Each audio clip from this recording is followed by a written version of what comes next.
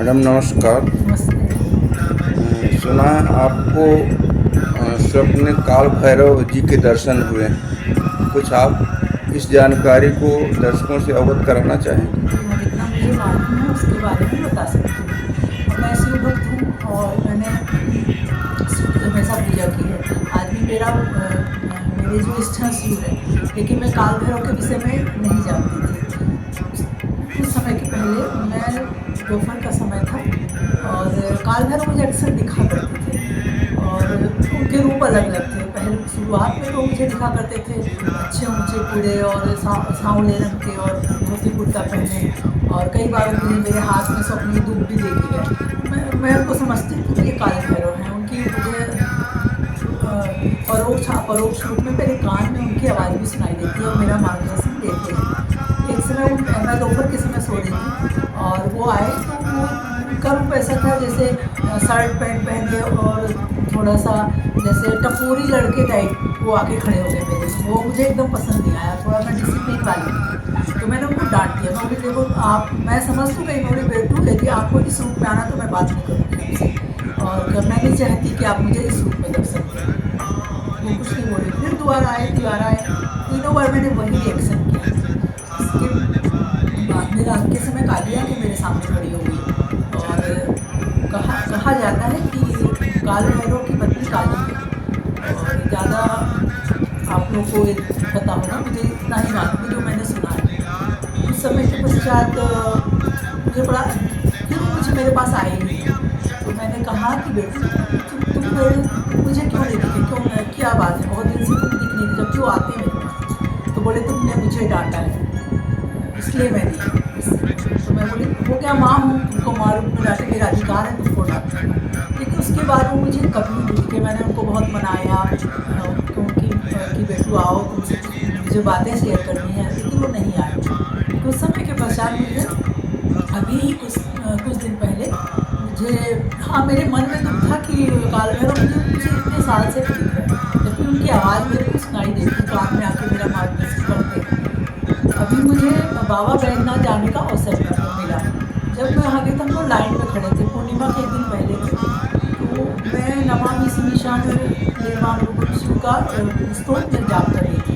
इतने में एक बहुत ऊंचा पूरा सा आदमी आया, करीब 6-7 फीट उसकी हाइट थी, और ऊंचा पूरा सांवला सा, और जस्ट मेरे पीछे आके खड़ा हो गया। और वो ना, मैं नमामि शिवाय पूरा खत्म कर रही थी, फिर उसने चालू कर दिया। तो इसकी इच्छा है, और बाकी लोग जितने भी लाइन में लोग लगे थे, उसमें भीड़ बहुत ज़्यादा तो नहीं थी, जैसे लोगों का कहना वहाँ बहुत ज़्यादा भीड़ होती है। उसके पश्चात वो उनके साथ कोई एक और भी था, और हमारे एक असिस्टेंट है वो मेरे सामने थे, फिर मैं थी, फिर वो थी, फिर एक आदमी और था। तो अचानक वो मुझसे पूछने लगे, बोले माँ तुम कहाँ से आई हो? तो मैंने कहा हम लोग एमपी से आए हैं। तो हम बोले यहाँ बहुत भीड़ है। बोले माँ आपको यदि कभी आना हो तो शाम को आइए, और यहाँ पर भीड़ कम होती है, सुबह जलाभिषेक होता है इसलिए यहाँ बहुत भीड़ होती है। आप शाम को आइए और तो आपको भगवान शंकर को आप छू के दर्शन कर सकती हैं, आप उनको छू सकती हैं। फिर मुझे लगा कि इतने अच्छे से बोला कि मैंने पूछा भैया आप कहाँ से आए? बोले मैं पलामू से आया हूँ। तो यहाँ मैं जानती हूँ उत्तरी बॉर्डर के पास में उसकी एक जगह है, उसके बाद बनास नदी है, उसके जस्ट साइड में पलामू बिहार लग जाता है। बोले हाँ मैडम तो वहीं से आए हैं सर। उसके बाद मैं बोले आप कैसे जानते हैं? तो मेरे पिता उस जगह पे सरकारी अफसर थे, इसलिए हम लोग का आना जाना लगा रहता था। फिर उसके बाद हम लोग लाइन पे खड़े थे। हमारे जो असिस्टेंट थे हमारे सामने थे, पीछे थे।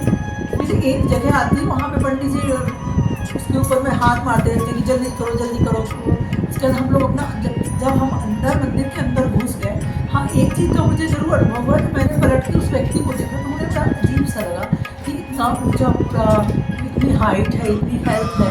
उसके बाद मेरे नज़र उसकी आँख पे तो कम गई, उसकी नाक पे गई। मुझे लगा कि इस व्यक्ति की नाक कैसी है, तो कुछ अजीब सा मुझे लगा कि पूरे हो गया संसार सागर में हर तरह के व्यक्ति मिलते हैं। मैं अपने लाइन पे लग गई। जैसे ही हम अंदर मंदिर के अंदर इंटर किए, तो मैंने ऐसे पीछे पलट के देखा तो वो व्यक्ति गायब था, उसका कहीं पता नहीं था। मेरे पीछे एक लेडीज़, लगातार लेडीज़ खड़ी हुई थी। उसके बाद मेरे को, तो मैं थोड़ा उसको खोजी भी किया, मुझे इतना ज़्यादा ही बतलाया यहाँ के बारे में, आके गया मैं बाद में, शायद मैं निकलती दर्शन के बाद तो उससे मैं थोड़ा और पूछती, लेकिन मुझे कहीं नहीं दिखा। फिर जो मेरे साथ थे, जब हम लोग मंदिर से निकल के आए, बाकी वहाँ पे जितने मंदिर दर्शन वर्शन किए, तो मैंने उनसे पूछा, क्या आपने उस व्यक्ति को देखा? बोले नहीं, मतलब मैंने तो एकदम नहीं देखा। तो मुझे एहसास हुआ कि तो काल भैरव थे, मुझे पूरा रास्ता दिखाते हुए और मुझे किस समय आना चाहिए, और पूरा उन्होंने बोला कल पूर्णिमा इसलिए मत भूलें, आप पूर्णिमा के पहले बताइए। और फिर मुझे बहुत अच्छा भी लगा कि जिसको मैं इतने साल से खोज रही थी, मुझे बड़ा दुख था, और वो मतलब वो काल भैरव ने मुझे भगवान शिव के मंदिर में ही दर्शन दिया। और इसलिए मैं हमेशा अच्छा, चाहती ये हूँ। नमामि वाला श्लोक आप गा सकते हैं? याद है कुछ? तो याद तो पूरा नहीं, बहुत टाइम हो गया, अच्छा, ठीक। लेकिन वो मेरे साथ गए। तो ऐसा मुझे काल भैरव, और मैं बहुत खुश हूँ कि मैं बाबा बैद्यनाथ जाके मुझे काल भैरव जिनको मैं इतने साल से खोज रही थी, और वो मुझे वहाँ दर्शन दिए, बाबा के साथ साथ काल भैरव को भी दर्शन दिए। बहुत बहुत धन्यवाद।